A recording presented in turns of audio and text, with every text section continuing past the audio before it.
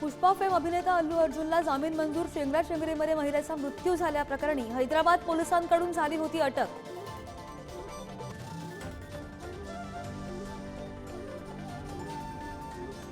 दादरमधील हनुमान मंदिर पाडण्याच्या रेल्वेच्या नोटिसीवरून उद्धव ठाकरे आक्रमक. भाजपने हिंदुत्व सोडलं का? मंदिर वाचवू शकत नसाल तर भाजपचं हिंदुत्व काय कामाचं? ठाकरेंचा सवाल.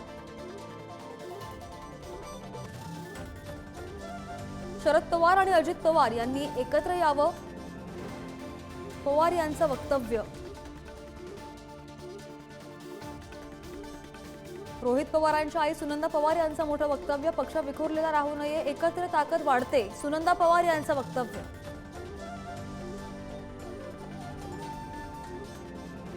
मंत्रिमंडळ विस्तार 15 डिसेंबरला होण्याची शक्यता. शिंदेंचे 9 मंत्री शपथ घेणार असल्याची माहिती. काही मंत्री नंतर शपथ घेणार असल्याचंही कळतंय. मला काँग्रेसच्या प्रदेशाध्यक्ष पदावरून मुक्त करा. नाना पटोलेंचं दिल्लीमध्ये पत्र. विधानसभेतील पराभवानंतर नाना पटोलेंचा मोठा निर्णय.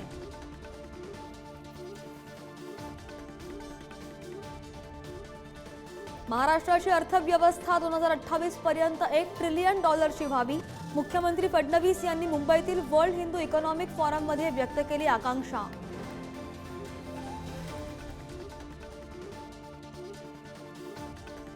मराठवाड्यामधील अतिवृष्टीग्रस्तांना शेतकऱ्यांना नुकसान भरपाई मिळणार. फडणवीस सरकारकडून 2738 कोटी मंजूर. डीबीटीद्वारे थेट खात्यात रक्कम जमा होणार.